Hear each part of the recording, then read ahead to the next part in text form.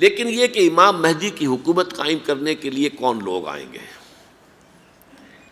عرب جو ہیں وہ اندر سے کھوکھلے ہو چکے ہیں، عیاشی نے، دولت نے، پیسے نے، دولت، پیسہ، عیاشی، اس کی وجہ سے کھوکھلے ہو چکے ہیں۔ یہاں میں آپ کو دو حدیثیں سنانا چاہتا ہوں۔ سنن ابن ماجہ کی روایت ہے حضرت ابو ہریرہ سے رضی اللہ تعالی عنہ، قال قال رسول اللہ صلی اللہ علیہ وسلم اذا وقعت الملاحم بعث اللہ بعثا من الموالی ہم اکرم العرب فرسا واجودہ سلاحا یوید اللہ بہم الدین، رواہ ابن ماجہ عن ابی ہریرہ رضی اللہ تعالی عنہ۔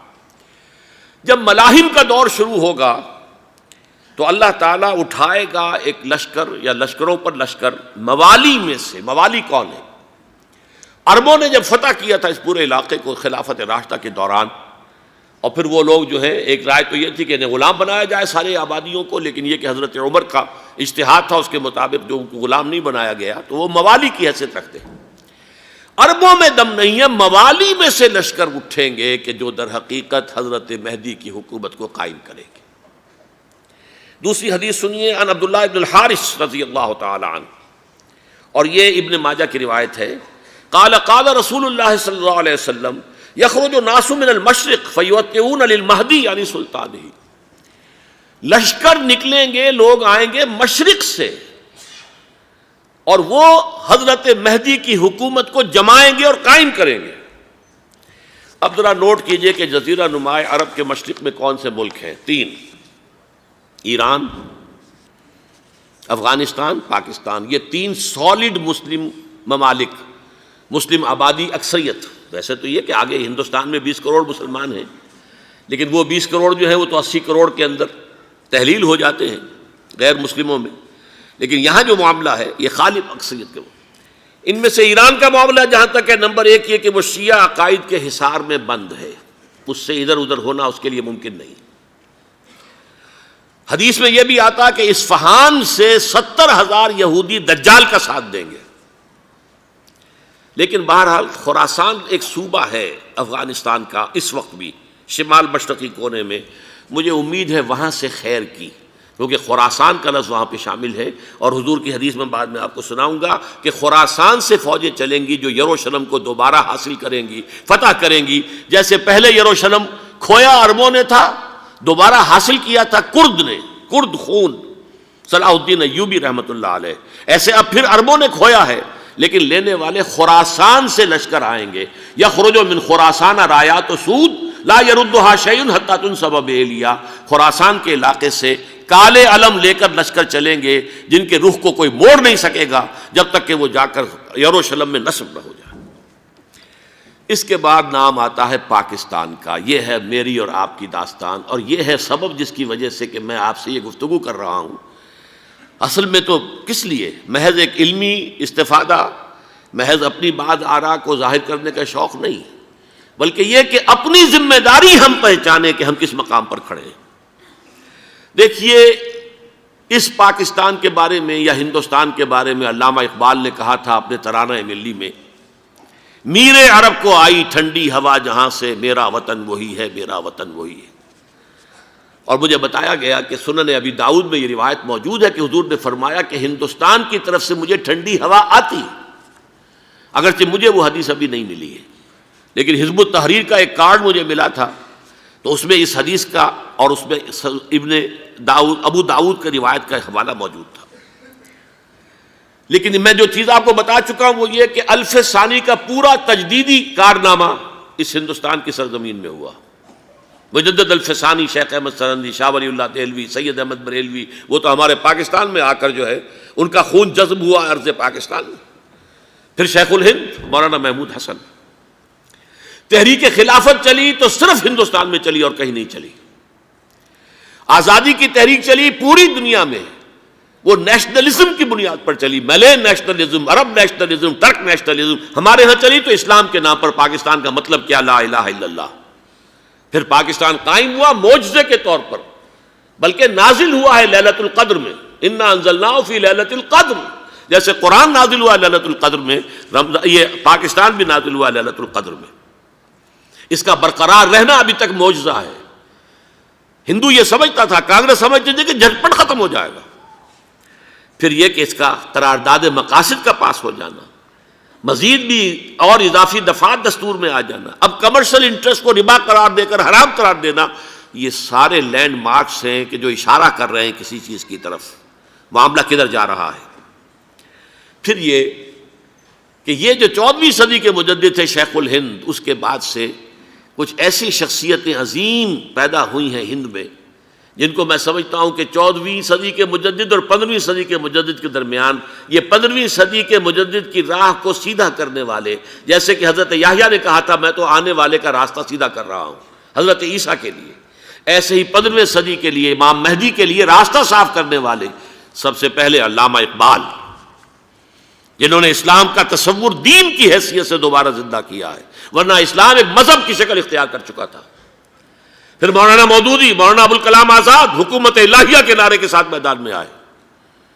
یہ اقبال نے جو تصور پیش کیا تھا اس پر عملی جد و جہد کے لیے حزب اللہ قائم ہوئی۔ نوٹ کر لیجئے 11 برس کا فرق ہے عمر کا علامہ اقبال کے اور ابوالکلام کے، اور 1913 میں جب حزب اللہ قائم کی ہے اس وقت علامہ اقبال کی ملی شاعری اپنے عروج کو پہنچ چکی تھی۔ پھر یہ کہ علامہ اقبال کے بعد تعمیل جو ہے اس کام کی وہ ابوالکلام نے کی، لیکن روایتی علماء کی شدید مخالفت کی وجہ سے وہ بددل ہو کر چھوڑ گئے، کانگریس میں شامل ہو گئے، بساط جو ہے حزب اللہ کی انہوں نے لپیٹ دی۔ پھر مولانا مودودی آئے، انہوں نے وہ ڈور جو ہے اس کا سرا تھاما، جماعت اسلامی قائم کی حکومت الہیہ ہی کے قیام کے لیے۔ اگرچہ میرے نزدیک یہ کہ وہ انتخابی اور ایک قومی سیاست کی ایک جماعت بن کر پاکستان میں جو ہے دلدل میں پھنس گئی ہے، اب ہم اس کی کوشش کر رہے ہیں، تنظیم اسلامی اور یہ تحریک خلافت جس کے تحت یہ جلسہ ہو رہا ہے، یہ ساری چیزیں وہ ہیں کہ آپ کو سوائے پاکستان کے اور کہیں نہیں ملیں گی پوری دنیا میں۔ معلوم ہوتا ہے کہ پاکستان کو بہت بڑا رول پلے کرنا ہے اس میں، اور اس کے ساتھ اب جمع کر لیجئے افغانستان کی عمارت افغانستان، اسلامی عمارت افغانستان قائم ہو چکی ہے۔ یہ پچھلے 20 سالوں میں جو کچھ وہاں ہوتا رہا ہے اس سے پہلے تصور نہیں ہو سکتا تھا۔ علامہ اقبال کے فرزند بھی دیکھ کر آئے ہیں، تو اگرچہ وہ خود میں سمجھتا ہوں کہ خاصے انہیں آپ لبرل کہیں، آزاد خیال کہیں، لیکن اس درجے متاثر ہو کر آئے تھے کہ انہوں نے یہ کہا افغانستان میں جو میں نے حالات دیکھے ہیں کہ اگر 2-4 اور مسلمان ملکوں کے اندر یہ نظام قائم ہو جائے تو پوری دنیا مسلمان ہو جائے گی۔ یہ سب کچھ کیسے ہو رہا ہے؟ یہ آنے والے دور کی جھلکیاں ہیں۔ Coming events are casting their shadows before. یہ سب بتا رہے ہیں کہ پاکستان افغانستان کو مل کر اس میں کوئی عظیم رول پلے کرنا ہے۔ اور اس کے ضمن میں اب میں علامہ اقبال کے بارے میں آخری بات کہہ رہا ہوں۔ علامہ اقبال کے بارے میں عام یہ خیال ہے، انہوں نے اپنے خطبات میں مہدی کا اور نزول مسیح کا، حالانکہ میں کل پڑھ رہا تھا مولانا سید احمد اکبر آبادی رحمۃ اللہ علیہ کا ایک مقالہ ان کا کہ علامہ اقبال نے ابن خلدون کے بارے میں یہ کہا ہے کہ مہدی کا اور نزول عیسیٰ کا دونوں کا انہوں نے انکار کیا ہے، حالانکہ ابن خلدون نے نزول عیسیٰ کا انکار نہیں کیا، صرف مہدی کا انکار کیا ہے۔ بہرحال علامہ اقبال نے خطبات میں انکار کیا ہے، لیکن یہ کہ اپنی شاعری کے اندر میں چیلنج کرتا ہوں کسی بڑے سے بڑے اقبال شناس کو، ان کا یہ شعر ذرا سنیے: خضر وقت از خلوت دشت حجاز آید بروں، کارواں زی وادی دور و دراز آید بروں۔ خضر وقت، امام وقت، رہنمائے وقت، قائد وقت، خلوت دشت حجاز، حجاز کی صحرا کی کسی خلوت گزینی سے نکل کر باہر آئیں گے۔ میں حیران ہوتا ہوں علامہ کے اس فکر پر اور اس مصرے پر۔ یہاں انہوں نے شیعہ اور سنی دونوں کے کانسیپٹ جمع کر دیے۔ شیعہ کا کانسیپٹ یہ چھپے ہوئے کسی غار میں وہاں سے برآمد ہوں گے، اور ہمارا کانسیپٹ میں ام سلمہ رضی اللہ تعالیٰ عنہ کی حدیث سنا چکا، چھپے ہوئے ہوں گے وہ وہاں پر، مدینے سے نکل کر آ کر مکے میں چھپ جائیں گے۔ اس خانہ جنگی کی حالت میں لوگ ان کی طرف دیکھ رہے ہوں گے، سوچتے ہوں گے انہیں میدان میں آنا چاہیے، کوئی پارٹ پلے کرنا چاہیے، امت کی رہنمائی کرنی چاہیے، لیکن وہ چھپیں گے، وہ کارہ ہوں گے، وہ اس ذمہ داری کو قبول نہیں کرنا چاہیں گے، جا کے چھپ جائیں گے مکے میں، وہاں سے مکے والے انہیں نکالیں گے، اور وہ کارہ ہوں گے، انہیں بالکل یہ پسند نہیں ہوگا کہ یہ ذمہ داری اٹھائیں۔ تو خضر وقت از خلوت دشت حجاز آیت بروں، کارواں زی وادی دور و دراز آیت بروں۔ کارواں جو چلے گا ان کی مدد کے لیے اس وادی دور و دراز، اس زی عظیم وادی دور و دراز، یہ وادی سندھ ہے۔ وادی سندھ جو ہے ہم سمجھتے ہیں کہ صرف یہ پاکستان اور پنجاب جو ہے یہ اس میں شامل ہے، سندھ اور پنجاب نہیں، افغانستان کا پورا مشرقی علاقہ اس میں شامل ہے۔ جیسے دریائے جہلم سندھ میں جا رہا ہے، جیسے دریائے گلگت سندھ میں آ کر ملتا ہے، جیسے دریائے چناب اور راوی اور جہلم اور یہ سب جا رہے ہیں اور آ رہے ہیں، اسی طرح دریائے کابل کہاں سے آ رہا ہے، دریائے گومل کہاں سے آ رہا ہے، ٹوچی کہاں سے آ رہا ہے، یہ سارا جو ہے ڈرین جو ہو رہا ہے ایسٹرن جو ہے پارٹ آف افغانستان، یہ سب وادی ہے۔ اس وادی کے یہ دو حصے ہیں، ایک حصہ جو ہے یہ ادھر پاکستان میں ہے اور اسی وادی کا دوسرا حصہ جو ہے وہ افغانستان میں ہے۔ کارواں زی وادی دور و دراز آیت بروں، کارواں چلے گا یہاں سے، یخرج ناس من المشرق یؤتون للمہدی یعنی سلطان ہی، مشرق سے فوجیں چلیں گی کہ جو مہدی کی حکومت قائم کریں گی، اور یخرج من خراسان رایات و سود، اور خراسان سے سیاہ پرچم چلیں گے کہ جن کا رخ کوئی موڑ نہیں سکے گا، حتیٰ تنصب بیلیا، یہاں تک کہ وہ جا کر یروشلم کے اندر نصب ہو جائیں گے۔